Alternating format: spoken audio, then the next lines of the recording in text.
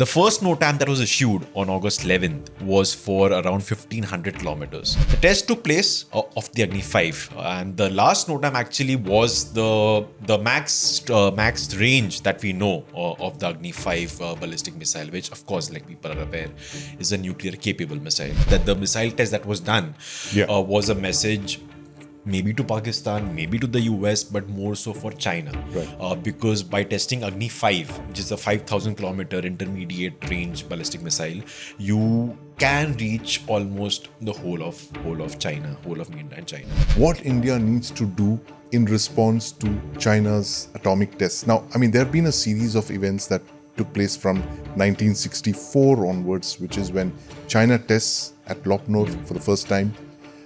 Then it starts test firing the means to deliver the bomb. In 69, we are in the firing line. We realize, hey, we need to develop our own nuclear weapons. And the result of that is 1974, when we actually tested in Pokhran-I. And it was primarily China. Our entire focus at that point was China because...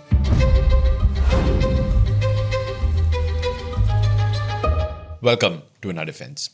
Something unusual happened in the middle of this month. We're recording this towards the end of August. So this I'm talking about somewhere around 10th of August, when India issued a NOTAM, which is basically a communication for pilots across the world to avoid a certain piece of airspace for a likely missile test.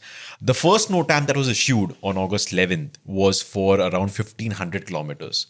The second, the range basically, that NOTAM basically gave an indication of how long the likely missile test was going to be, and therefore giving people an estimate of which particular missile may have been tested or may be tested.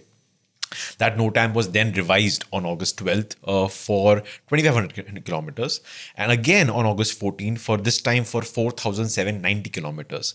The test took place of the Agni-V, and the last NOTAM actually was the max range that we know of the Agni-V ballistic missile, which of course, like people are aware, is a nuclear capable missile. We know these NOTAMs thanks to this person called Damien Simon, who's a very popular OSINT handle on X, and somebody who's followed widely for when it comes to information about missile tests and NOTAMs. This test, like we discussed in the previous episode, took place just ahead of PM Modi's visit to China, where he's going to be meeting Xi Jinping. The meeting has been confirmed. Bilateral will be held between the two on 31st August, just a couple of days from now. So I thought this is perhaps the right opportunity to decode and declassify, if I can, and demystify India's nuclear weapons program. And for that, I have with me Sandeep Unnithan. Hey Sandeep, how are you? Good to be back, Dev. Yeah. You know, that thing about Damien's tweet. So when he issued the last tweet where he said the range had been extended once again to 4,790 kilometers, somebody replied saying, "Oh bhai, Antarctica mein penguins ko kuch bhejna hai kya?" I love Twitter. I love X, as it's now known. Yeah. You know, people have the strangest and funniest of comments at times to things that are of great significance actually. But I've always wondered, you know, things like these NOTAMs being studied, that used to be a very sort of something that was done by experts earlier, by geopolitical experts, by journalists like you. Yeah. But since the advent of social media, you have almost everybody chiming in, and you know, you have comments like these. And you have it in near real time. Real time, exactly. So do you think people in the establishment, in the national security setup, when they come across stuff like this, even they have a hearty laugh with stuff like this? Yeah, possibly they do. I mean, Twitter, I mean, X now is a great platform, and it's super engaging. I think everyone who of consequence is on X, and it's stuff like this that you know, it has its lighter moments, but I mean, this is a very serious test. It's a very serious topic. And you know, while I was researching and while I was reading something that you shared with me before this recording, it just struck me that there are so many aspects and angles of this program that people don't really know much in detail, because you just have those two great headlines, Pokhran-I and Pokhran-II, the great tests that were conducted. People have an idea, especially nowadays, that, you know, the tests led to huge sanctions from the West, from the US specifically.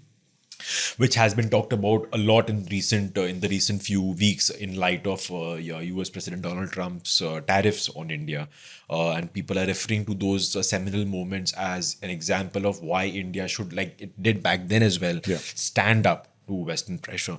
That's something that will come up during our discussion, I'm pretty sure. But I want to start with the history of the program itself, how it took shape. You kind of briefly referred to this in our previous episode, where you rightly said that the missile test that was done was a message maybe to Pakistan, maybe to the US, but more so for China.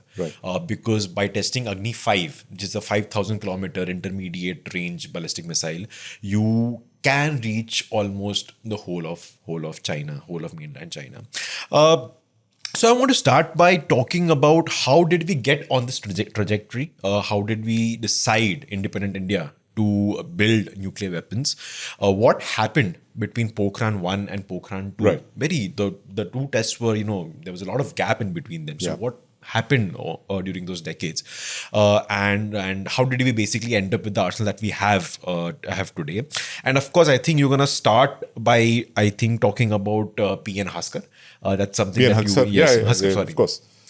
You shared with me, and the piece that you shared with me, I could see glimpses of what we have today back then. Is what he wrote. This was in 1968. So 68, absolutely. That's where it begins. That's when the first, the Haksar paper that you refer to, it's a declassified document that P.N. Haksar, who was secretary to Prime Minister Indira Gandhi at that time, one of the most influential figures, political figures, a bureaucrat. He was, of course, a former bureaucrat. He's an IFS officer who was later in the service of the government.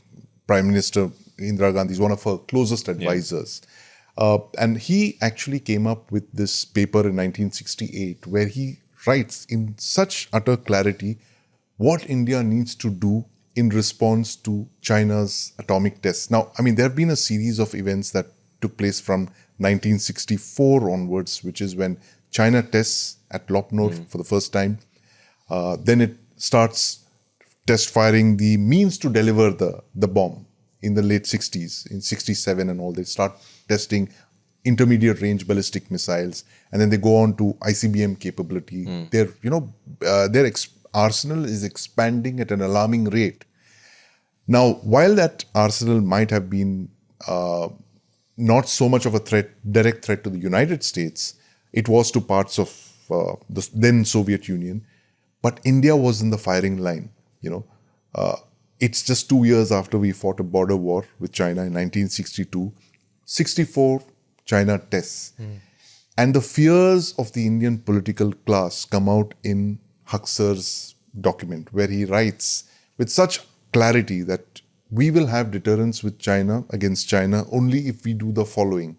And he outlines what we need to do, which is to get missiles, nuclear-tipped missiles of ranges of between 2,000 and 3,000 miles. Exactly what we have right now. Exactly what we have. So what the Agni that we have tested, what we've inducted today, more than half a century later, is exactly the ranges that were put out in Haksar's paper of 1968. It's one of the most influential documents in Indian strategic thinking. It was declassified a couple of years back. It is in Vivek Prahladhan's book, The Nation Declassified, a book which came out about 8 years back. It's a very good book. For those of you who want to further reading on this, you should read that book by Vivek. Now, in this, he outlines what all we need, apart from the nuclear weapons, the means of delivery, which is long-range missiles, intermediate-range ballistic missiles, and very interestingly, nuclear-powered submarines. Yes. So, in a sense, he's outlined the entire triad that we have today. And these things actually take a long time to put together. They are not something that you can go and buy off a shelf. You could, in theory, but no country will sell them to you. Well, Pakistan did that. But the thing is that what was articulated back then, see, the nuclear weapons, India's nuclear weapons program begins somewhere in the 50s when we start getting our nuclear reactors. And there's that big question where India looks around and sees the countries of the world going in for nuclear weapons, one after the other. So you have 1945, of course, the United States, Hiroshima, Nagasaki, they use it for conflict termination in Japan. Then you have very rapidly the Soviet Union, just 4 years later, testing its nuclear weapons. And then the Soviets go on to test a hydrogen bomb. And then quickly followed by the UK and then France. And finally, it's China that's the last country to enter this exclusive club in 1964. Now, India is in a bit of a quandary. We are this, the Gandhian way of life and, all of that, peace and non-violence and all. And we are confronted with the most terrible weapons ever devised, which are city killers, right? Which can wipe out entire cities. But at the same time, you're faced with an enemy, an adversary who's fought a war with you in 1962 and who could possibly threaten you with those weapons. So we're in a bit of a quandary there.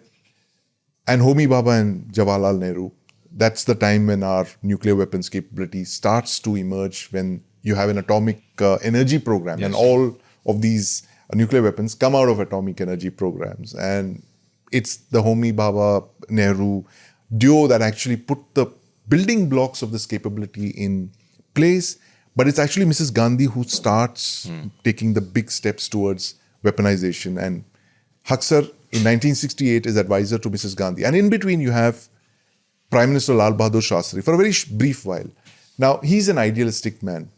And he's the one who's in the firing line when China tests its weapons in 64. And he advocates a joint nuclear umbrella with the United States and USSR protecting India from nuclear weapons, right? A very idealistic way of thinking that, I won't develop my own weapons, but I will get these two big powers to protect me in case China attacks me with these weapons. Now, this is again, of course, just 2 years after the Chinese nuclear weapons tests. But since 1960, you see a steady build-up of intel in India's diplomatic, political and strategic community. It's a very small community. It's, it's MEA, it's the Prime Minister's office, and they're all worried about China's nuclear weapons program.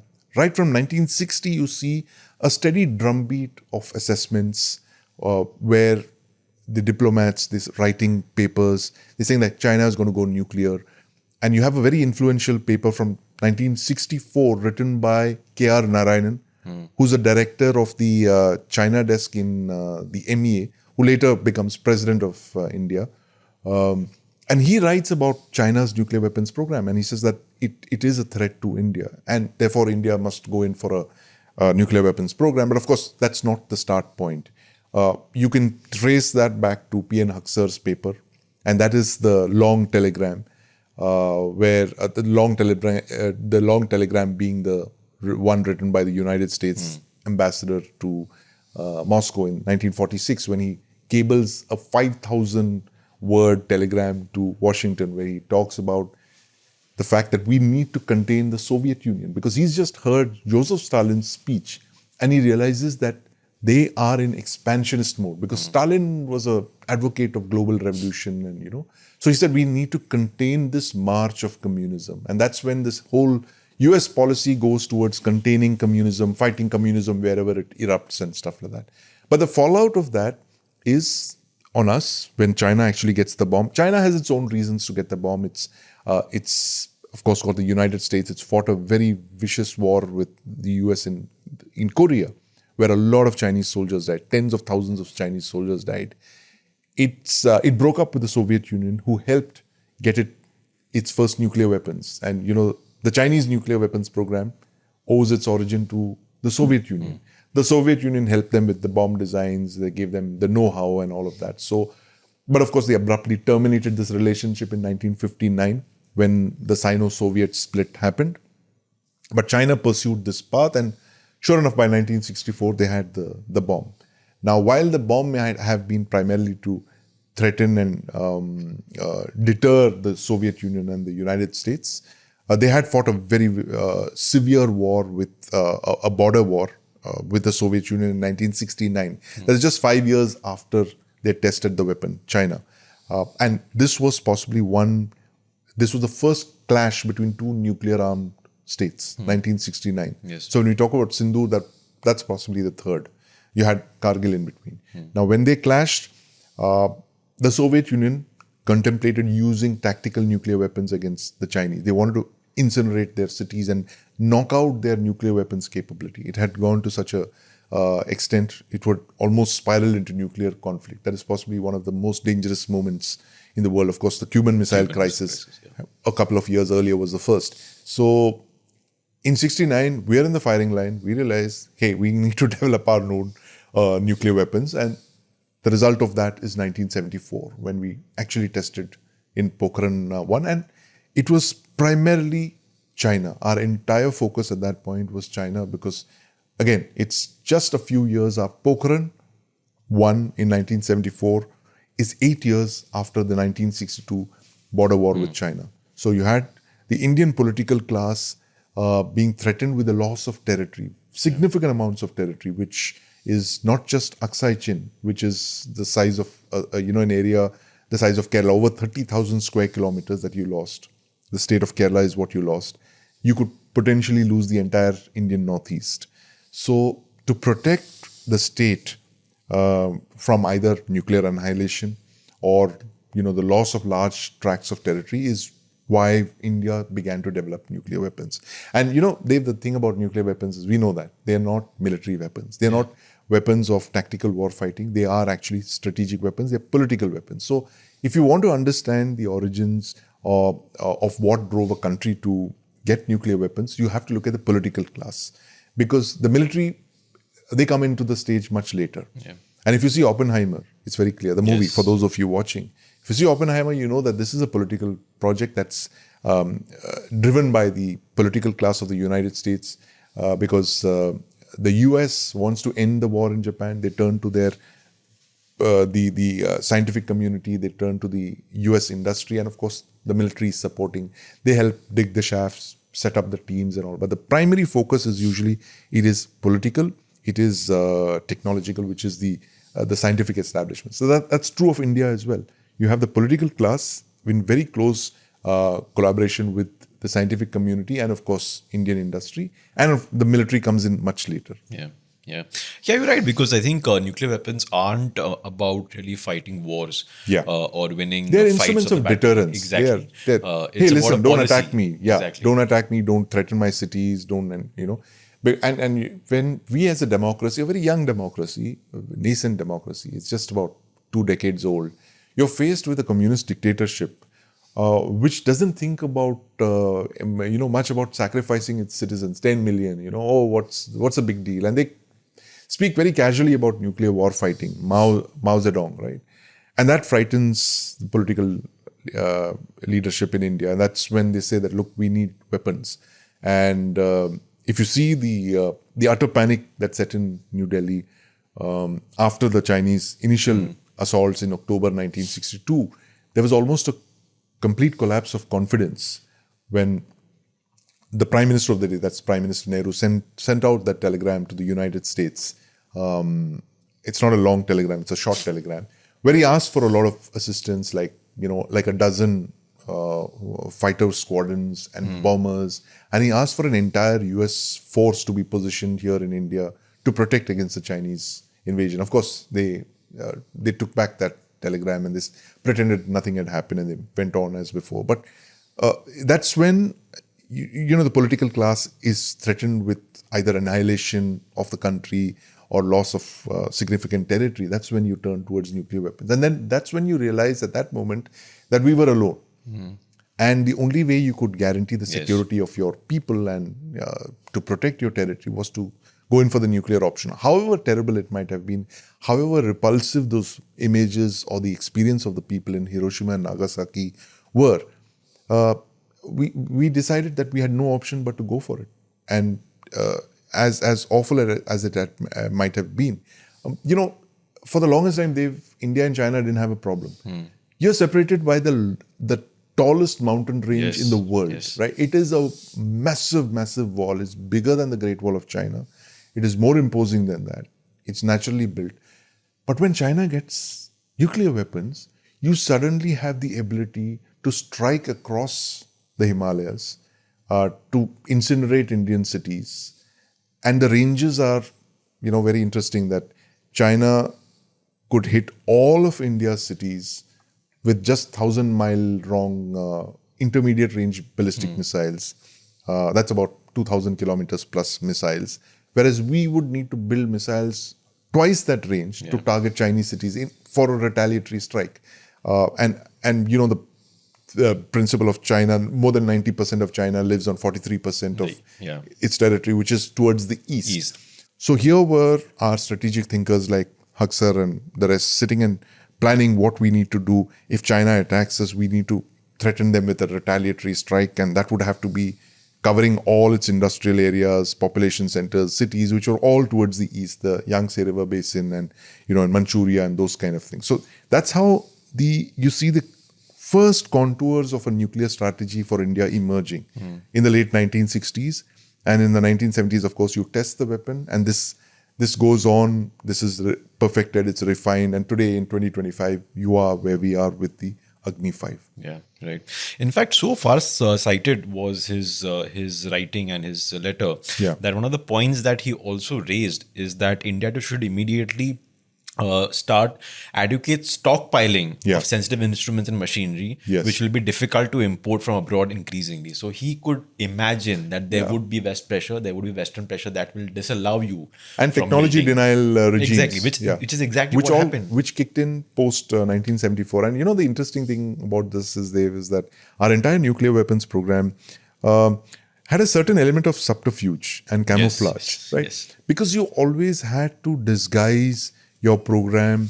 You had to tell the world that we are not aggressive. We don't want to be a nuclear weapons, a bomb making, a bomb wielding country, threatening nuclear. So it kind of went against our grain, right? And you see some of the writings that come out from then. It's they realize that we're not a country that's gone out and captured other countries like China has done, and they've killed, you know, hundreds of thousands of people. The Soviet Union has done that as well.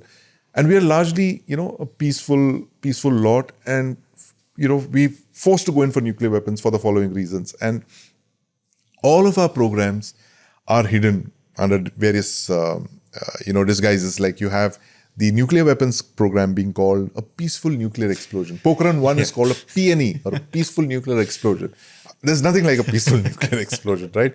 I mean, it is. I mean, if you had X then back in '74, you would have had a lot to answer for back then online, right? PNEs and India's moving vast tracts of land, so some of those skeptical guys who saw our rationale back then in 1974 for testing weapons. I remember one book, which talked about nuclear weapons way back in the early 90s. They said that India's rationale for nuclear weapons, the PNE, was that you could use it to build large hydroelectric projects. You could use it to move vast tracts of land. And they said, look, those vast tracts of land that you move would be clearly across the border. It would be on your side of the thing. So, I mean, that's the thing. And even the nuclear submarine, it was always, disguised, camouflaged. It was a ballistic missile submarine that we were building all along, right? And this is a myth that, we had we wanted to build an SSN, which is a tactical weapon, which is a tactical platform, which is a nuclear-powered submarine, powered by a nuclear reactor, but not carrying nuclear weapons, right? But the fact is that we all along wanted to build a ballistic missile submarine, which is a nuclear-powered submarine, which is armed with nuclear weapons.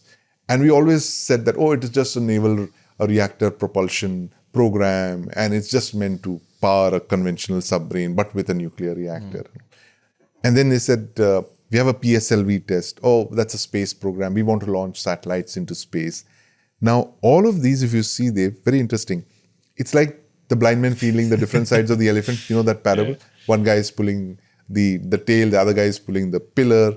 But if they all took off their blindfolds, they would, and they read P.N. Huxer's original paper, they would know what the Indian nuclear weapons program was all about.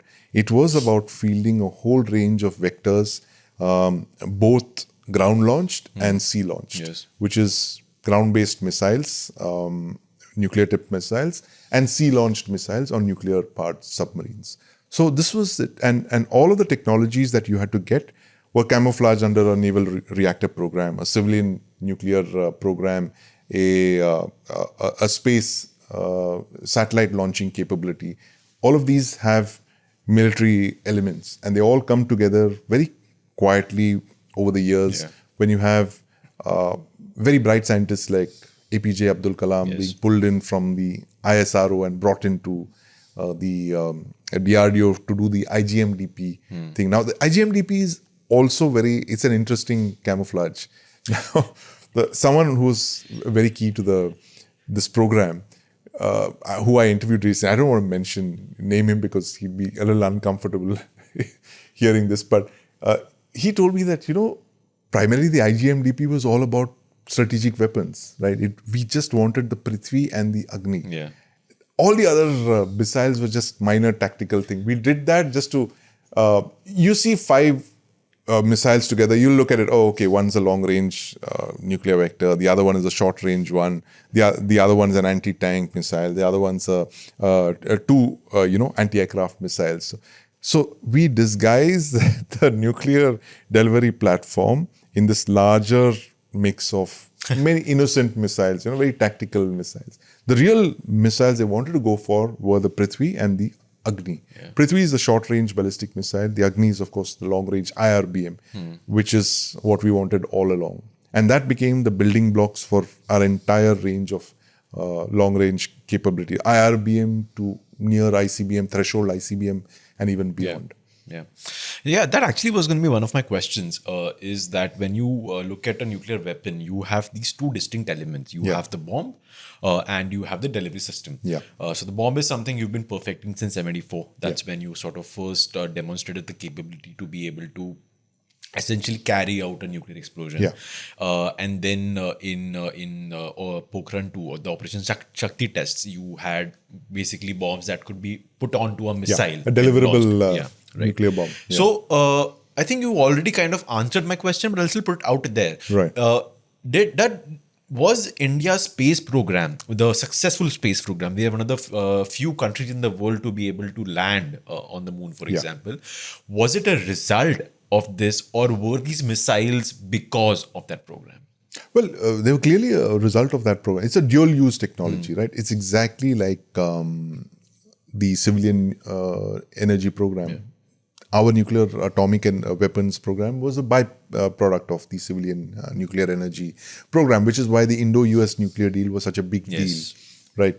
There are some who will argue that we should never have gone in for the deal because the US capped our capability at a very lower level, whereas we needed to test and stuff. But there is the vast majority of the Indian security establishment will tell you, look, we tested everything. I mean, I've heard this from Dr. Chidambaram himself, the bomb master of 74 and later 98, chairman of the Atomic Energy Board, where he commissioned. And he said that we've tested everything in 98. We don't need to do any more tests. We've got all the data. But the fact is that all of our programs are spin-offs from the civilian programs, whether it is the ISRO's capability to launch the PSLV. The Agni program was a spin-off from that. And so all of this came because, the fact is that if you went out there to say that you were going to develop a military weapons program, there would be a lot of technology denial regimes on you, which would not allow you to get the technologies either for the nuclear reactors or for missile launch capability. And you saw that after 1998. You had certain countries that would never sell you machining tools even, we were completely on the blacklist, and, the entities, anything linked to India's weapons program, nobody would sell anything to them. So we had no option but to develop it on our own. But this is also very interesting thing, Dave, like I discussed that a lot of the nuclear weapons programs, there are 8 countries today that have nuclear weapons. At least half of them have had them hand-me-downs. Like the Chinese got it from the Soviets, the Pakistanis got it from the Chinese, the North Koreans got it from the Pakistanis and the Chinese. The Israelis possibly got some of it from the Americans, but a lot of it was different because they're genius scientists, right? India is one of those programs which is largely standalone. We've not had any hand-holding for our programs, our missile launch technologies. All of this is developed by ourselves. And in that sense, it is a kind of a civilizational weapons program, I would call it that. So it's like we are on our own. We need to protect, like I keep saying this, at the risk of repetition, it is our two biggest achievements shortly after 1947. The first one is, of course, the Green Revolution, where you're able to feed your people. And the second is the 60s and 74 onwards, when you test weapons, which is to protect your people. Because we're not treaty allies, right? No one's coming to our rescue in case there is war. And I've heard this from some of our best and brightest thinkers, generals, soldiers, scientists, and all that. Our entire premise of non-alignment is that we don't have allies. We are not in. We don't have a NATO. We don't have a Warsaw Pact. We don't have AUKUS or nothing. No one is going to come to our rescue in times of war. We have to defend ourselves, and which is a good thing, because like we are seeing now with the tariffs, the kind of pressure that's been put on you.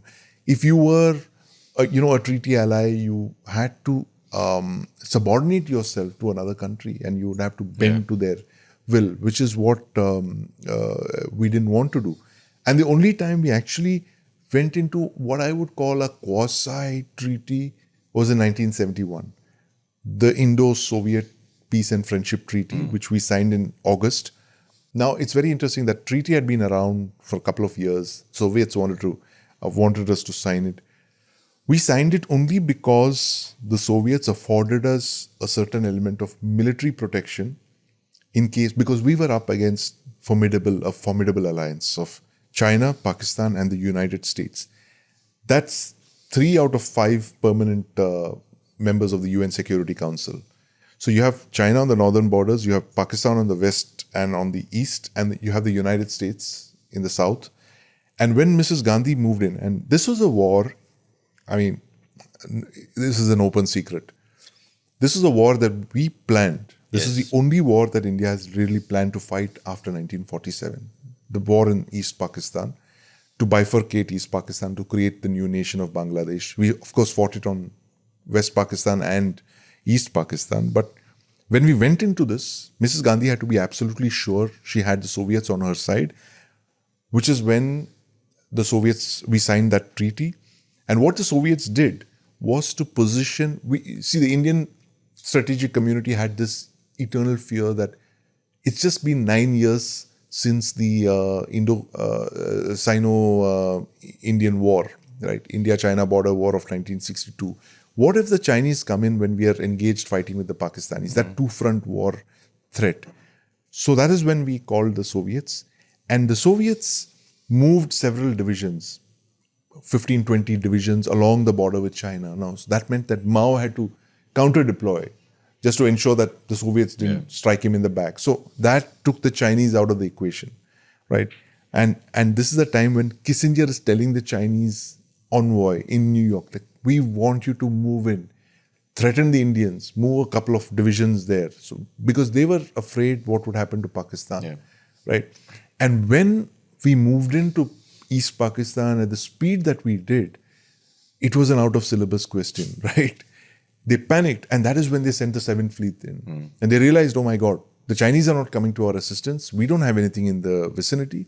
Send the 7th Fleet in, rattle the Indians a bit. So that gunboat diplomacy is what unfolded there. And my sense is that is also one factor that accelerated our quest for weapons. Right? You said that, look, a superpower has sent his carrier battle group into the Indian Ocean to threaten us.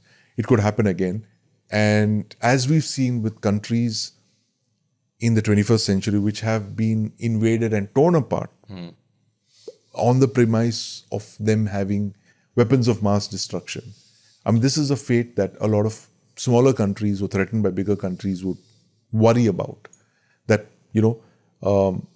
maybe I should have a nuclear bomb to deter a big bully from coming in,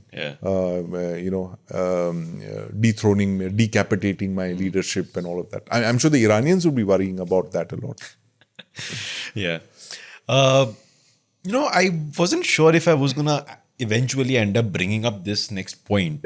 but I think I will because you briefly sort of referred to it as well just now.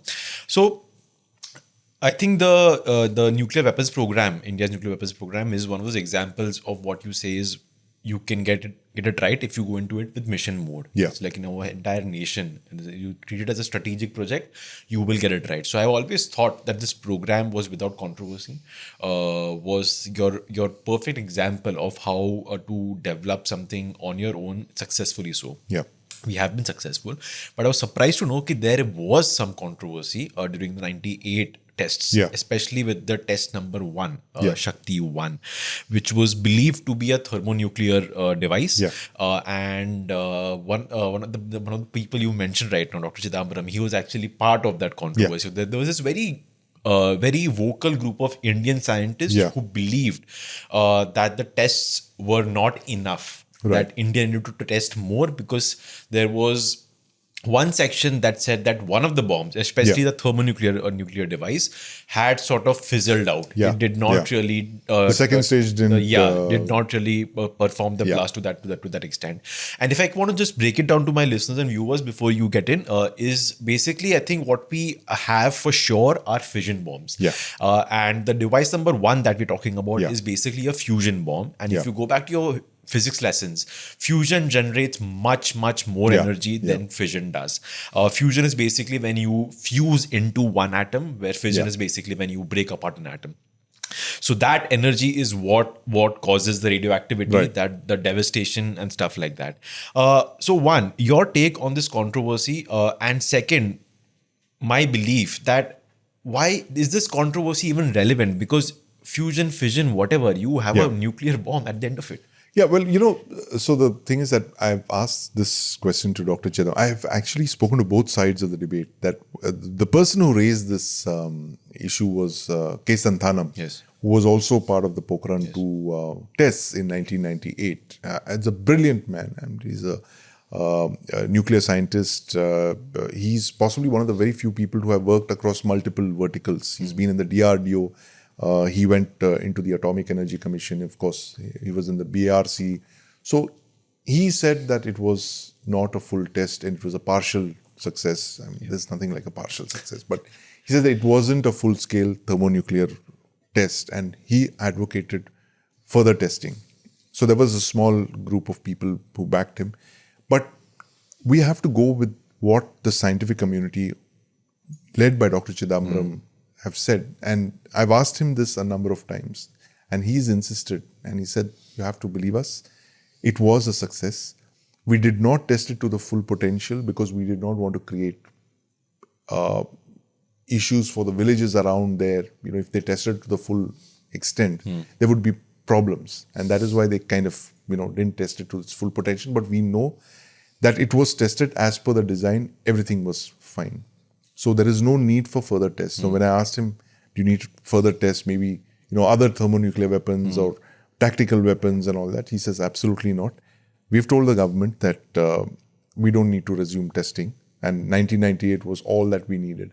And if you look at it, thermonuclear weapons, the rationale for it was at a time when you didn't have the kind of missile accuracy, missile ranges and missile accuracy.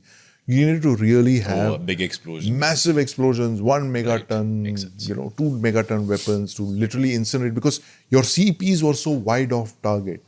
To hit the target with a very high degree of certainty, you need to have a very large explosion, right? Whereas now you can argue that when your missile ranges, your CPs are dropping to single-digit meters, right? Just like 5-10 meters. Do you really need a nuclear weapon of that size? You're hit with a nuclear weapon. It doesn't matter if it was like a massive nuclear blast or a massive thermonuclear blast. That's the rationale. So, and that's one of the reasons why, I believe I'd go with the establishment on this one to say that that test was a success, and we do have that as one of our one of the weapons in our arsenal. There are, of course, a couple of tactical weapons that were tested, sub-kiloton yield weapons, and then of course there was the 20 KT weapon, and of course the boosted fission, which is a thermonuclear weapon. Yeah, Right. We'll talk more about this, but after a quick break.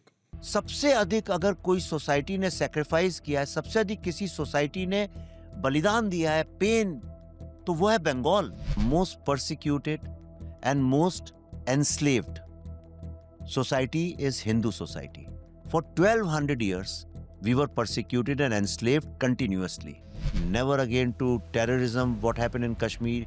Never again to communal violence which we suffered. Never again to partition. Bengal was the only state in पूरी दुनिया में which was divided thrice. अगर direct action day और Noakhali genocide नहीं होता, जो purely Hindu genocide था, it was a call to annihilate Hindus. Calcutta में डेमोग्राफिकली मार्जिनली हिंदूज ज्यादा थे, तो जब डायरेक्ट एक्शन डे हुआ तो बंगाल को लेबोरेटरी बना दिया गया वायलेंस की. सुहरावर्दी जो वहां का प्राइम मिनिस्टर, मतलब चीफ मिनिस्टर, उस वक्त प्राइम मिनिस्टर बोलते थे, उसने कहा 2 दिन में इतने हिंदुओं को मार दो कि डेमोग्राफी चेंज हो जाए और कलकत्ता पाकिस्तान में चला जाए. Anybody who is a proud Bengali, they should salute us for making this film. For the first time such a historical, powerful document is coming out. The perception about Bengal will change forever. Truth से किसको problem हो सकता है और एक film से क्यों problem होना चाहिए? किसी ने फिल्म देखी नहीं, किसी को पता नहीं उसके अंदर क्या है. They started filing FIRs. ये भारती कौन है? He is a son and daughter of माँ भारती. आप मुझे ये बताइए, पहलगांव में इतना अटैक हुआ, why didn't film industry come out on the streets? Welcome back. Sandeep, so before the break, we've talked about India's quest for nuclear weapons, how it went on to develop these weapons on its own, very importantly, successfully so. Now I want to talk in the second half about the implications of this program and how it sort of helped India. And I'll start with our nuclear doctrine, which was formalized in January 2003. Very nice press PIB release and very good SEO on this. SEO, by the way, for people who don't know, is search engine optimization. Basically, essentially how well the website's technicals are for it to show up. So if you Google the word India nuclear doctrine, this PIB link from 2003, a very old page, by the way. It's the first Google. That just tells you the number of times it's been searched. Exactly. And it's a very nice document. It's a 1-page release. Yeah. I'm pretty sure the actual document is much longer and much more detailed, but this was for like public consumption. It's a 1-page release that basically lines out and charts out when India would use its nuclear weapons and how in terms of the protocol. So I'll just summarize it for our listeners and viewers. It's basically a posture of, like everyone knows, no first use. I think apart from China, we are the only country in the world. Both us China and NFU China. have NFU. No first use, no use of nuclear weapons against countries that do not have nuclear weapons. However, if countries attack us with chemical or biological weapons, which basically cause same level of devastation that a nuclear weapon would, then you obviously reserve the right.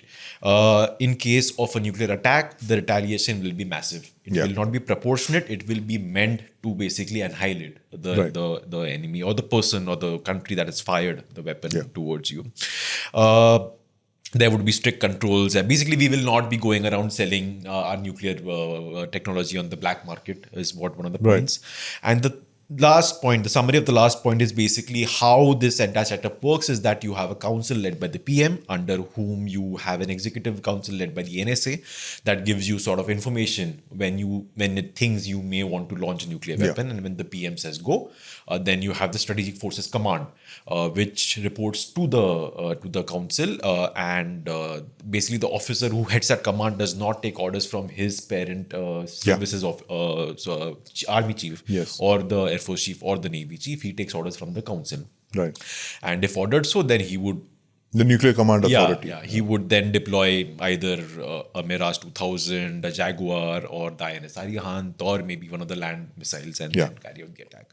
Road and rail. Yes. A very nice document, like I said. And it's been there for many years. But in the recent past 6-7 years, you've heard some murmurs. I'm not sure how serious they were, coming from officials within the government, elected ministers, who basically said ki, it's not set in stone, it can always change and stuff like that.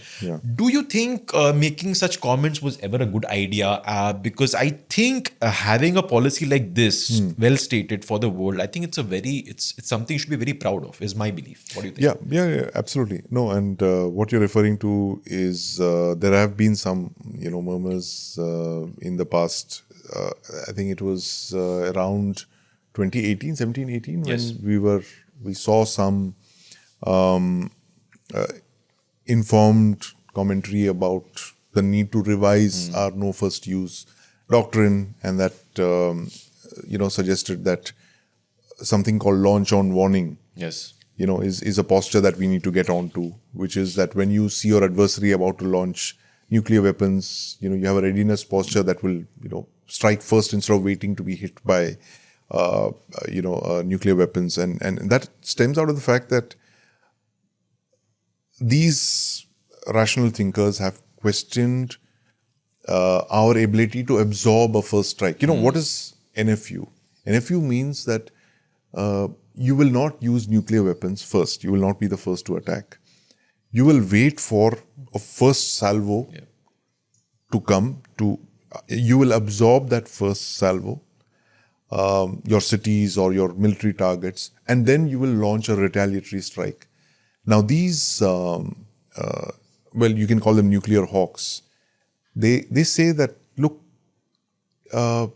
Indian cities can't even absorb monsoon showers, leave alone a massive salvo of nuclear weapons. You will be annihilated. 30-40% of your population centers will be taken out. It will cause unacceptable damage. It will disrupt your complete way of life. And are you going to wait for such a eventuality before you launch weapons? So that is where they're coming from. That, look, we need to revise because you're faced with, let's not forget, Dev, when Haksar wrote that paper, you had Pakistan that had not yet begun to eat grass and develop nuclear weapons, right? The Pakistani nuclear weapons program came much later in the 1970s. Yes, It was developed in the 1970s. Until 1981, India's nuclear weapons program was entirely focused on China. It's only in the 1980s that it starts looking at Pakistan. Hey, Pakistan started developing a nuclear weapons program as well. And therefore, you have to ask, China's transfer of nuclear weapons, designs, bomb blueprints, know-how, highly enriched uranium, tested designs, and they believe to have even tested weapons for the Pakistanis. Was this part of this plan to ensure that India would never become a direct nuclear threat to China? Distract India with a nuclear-armed Pakistan, right? So that is when, in the early 80s, is when the China-Pakistan nuclear axis begins to take shape. So all of these are interlinked. Nothing happens in isolation. It is the United States that tests first. The Soviet Union goes after that. Then you have the UK and France. Then you have China, of course. And because China tests, it's like a domino effect. Yeah. Exactly like how a nuclear chain reaction takes place. It's a domino effect. And you come to the situation in the early 21st century when you're faced with two nuclear-armed rivals, which have very different nuclear doctrines. One says NFU, it's China, and the other one has no such doctrine, which is Pakistan, which says that, they maintain a posture of nuclear ambiguity.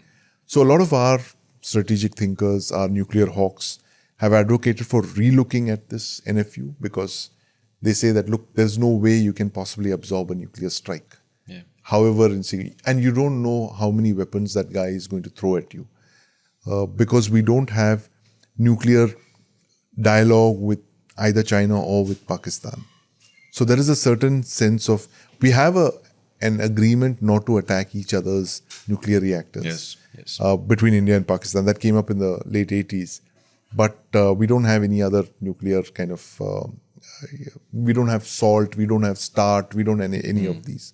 Maybe that's a good start point for us to start looking at, who wants to get into an unending nuclear weapons race of the kind that Soviets the Soviets and the United States, and now of course the Russian Federation have over 10,000 weapons. I mean, this is where it's going to end, because what you set into motion is a production line, and that production line will go on producing weapons as long as the HEU is available. So, which is why the Pakistani nuclear weapons program has steadily gone on producing weapon after weapon after weapon, and they're approaching the 200s. Yes. The Chinese are approaching, they've crossed 500. I think it was 600 last I checked. Yeah, and they're approaching 1,000, right? No one knows about our weapons thing, but I have a feeling that we will revise our numbers based on the two-front threat of Chinese and Pakistani nuclear weapons, the numbers, right? When you get into the numbers game, then you'll have to factor in not just the Chinese nuclear arsenal, but the Pakistani nuclear arsenal as well. So it goes into a mad death spiral. That's what I'm saying. Yeah, I get your point. It's a fantastic point and something I've never thought of actually. So when you were answering that, I just thought, I pictured it. Forget a nuclear missile. What if there is a bunch of missiles launched towards Jamnagar? Right. That poses an existential question for India, because it's perhaps a conventional attack. But it's gonna the effect is gonna be massive for your country, right?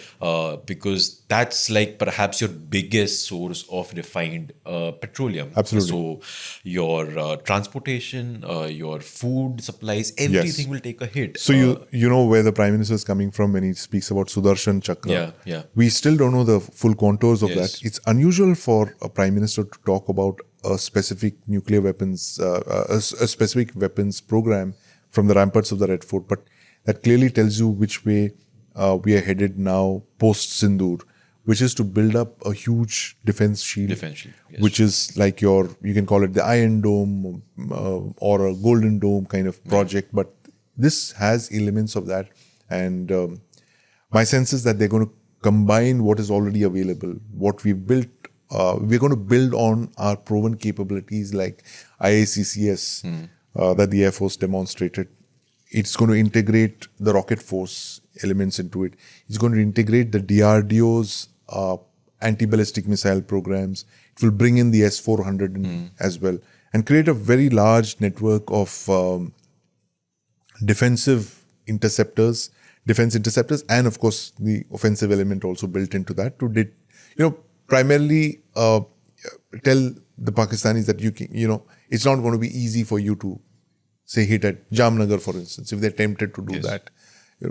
Throw a missile shield over most of India, especially our strategic targets and all that, which is going to make it very difficult for them, which has been largely the plan from the 1990s on. But the fact that the government has articulated and given it a deadline as well, a 10-year time frame, suggests that there's a lot of serious thought that's going on to this. And a lot of it has to do with the nuclear weapons program, the acceleration in the numbers of nuclear vectors in both China and Pakistan, nuclear armed missiles, for instance, IRBMs, hypersonic missiles and all that. So that's what this threat is, that's what this capability is all about, defending from these threats. In fact, I think one of the post-Operation Sindoor analysis within the government or the military would also have been that, we were happy that we were able to do that, but what if tomorrow somebody else is able to do that with us? So we need to have the air defense that Pakistan did not in order to prevent such attacks in the future. And also, I think a good point where you said that perhaps it's time for India and Pakistan to sort of consider some sort of treaties around nuclear weapons. But I think, for that, Sandeep, you need not to have field marshals of Pakistan going to Washington talking about being dumpsters filled with mysterious elements and taking down half the world. With them if they were threatened. Armageddon rants. So if you have that happening, I don't see how a treaty will be set. But Pakistan. Pakistan always negotiates with a gun to its head. Right. Last point, Sandeep, is about the other effect that I believe has happened, but obviously you can talk at length about that. Is that I think the nuclear weapons program is one of the seminal moments, apart from, like you said, the Green Revolution and the liberalization. Do you think this also has helped India as a country build its diplomatic heft? And when I say that, what I mean is basically give you that leverage at that table Yeah. where you today are in that space to sort of stand up to President Donald Trump and be like, bro, calm down. I'm not gonna give you my agriculture. Of course, you need a very strong political conviction for that. Yeah. There are various factors, but the larger question being that the sanctions that happened after Yeah. the Pokhran-I and Pokhran-II tests, do you think we were eventually able to absorb the effects of that and lead to that 2008 nuclear agreement with the US?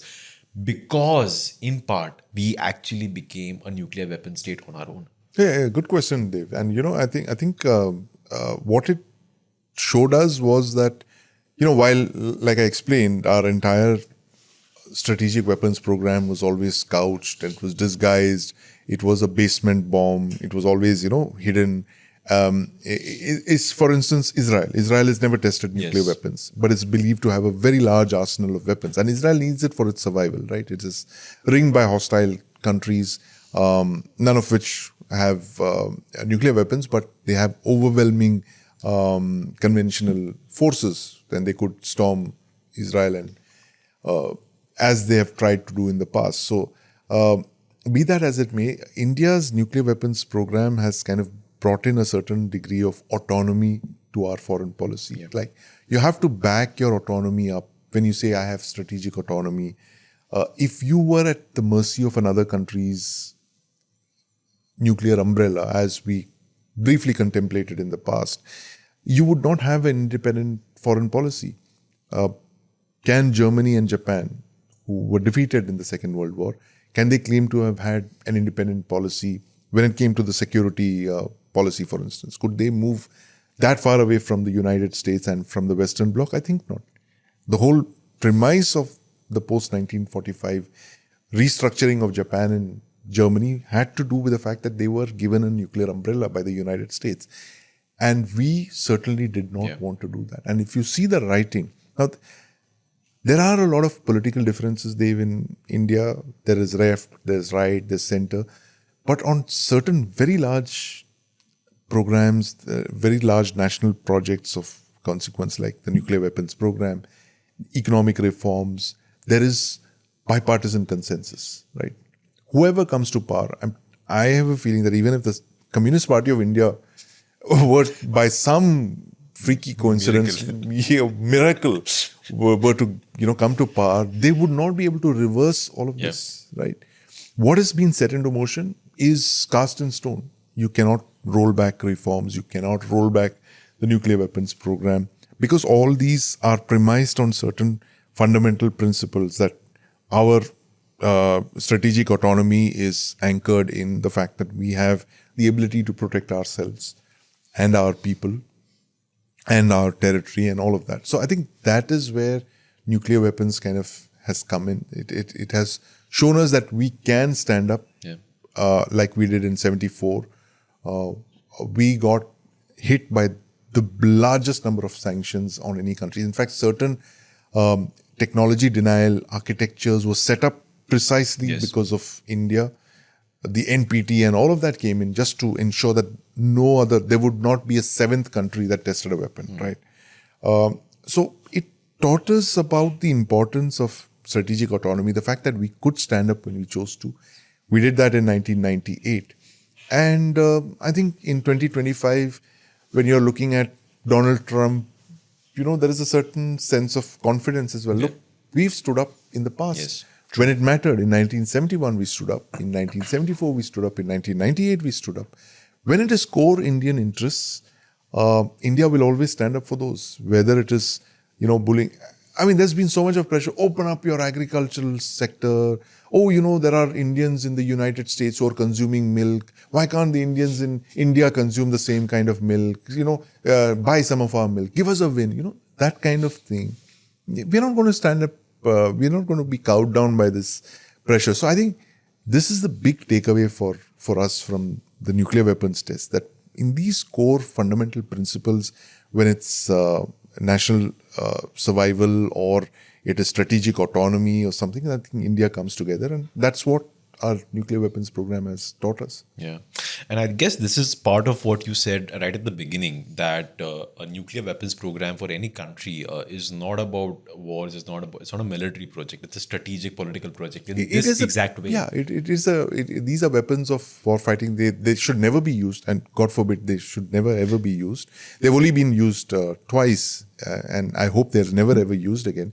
But it's about deterring someone else who's got more weapons than you from overwhelming you, overpowering you, using it, being tempted to use it, or to move in, as we've seen in the last 20-25 years. Countries that did not have nuclear weapons have been invaded, their territory has been occupied, regimes have been overthrown. And these were countries that aspired for nuclear weapons at some point, but were assured that if you gave up your nuclear weapons, no harm would come to you. Yeah. And they've met dusty deaths on roadsides, those dictators and those people. So this is India to ensure that nothing like that ever happened to us. You know.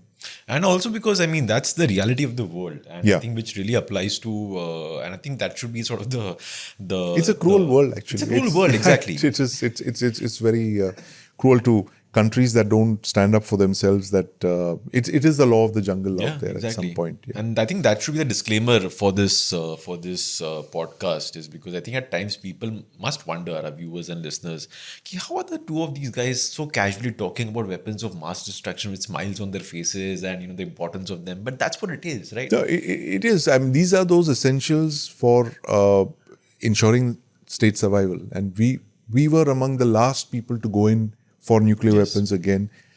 I don't think we would have gone in for nuclear weapons or tested them in 74 if the Chinese had not tested. But of course, if you draw that rationale, the Chinese probably wouldn't have tested if the Soviets hadn't gone in for that. So I mean, it's a chain reaction, I know. But then this is the way of the world. This is real politics. Yeah. And if you trace it right back, it just goes to that hypocritical country, which is the only one in the world to have bombed two places with nuclear weapons and atomic bombs. But they had a rationale to that, Dave. I mean, however terrible that might have been, the casualties that would come from an invasion, a planned invasion of Japan, Operation Downfall, would have been enormous. It would have been in the millions. I mean, Japan, they say, was literally going to commit mass suicide. The country would commit suicide.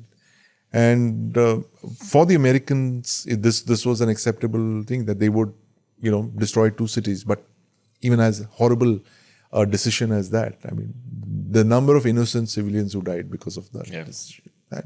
Yeah. Though my point about hypocrisy was not that. My point about hypocrisy was that you don't get to go around telling the world, lecturing the rest of the world, you do not develop nuclear weapons, absolutely, and you will face sanctions from me if you do that, but I can do that. So that's the political part of it. Say as I do, not as I. What was that? What was that line again? It's a beautiful line. Do as I say and do as I say, not as I do. Not as I do, exactly, exactly. I think that nails it, and I think we'll end the episode there then. Thanks, Sandeep. Great chat, fantastic discussion, and looking forward to more episodes with you. As always, Dave. Great being here. And a special thanks to the people behind the scenes, behind the cameras, behind the mics, who help us produce this podcast.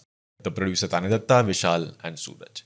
And thanks as always to our listeners and viewers. That's it for this week's Defense Dose. For more, tune in next week. Till then, stay safe and do not cross any boundaries with our passport. Bye-bye.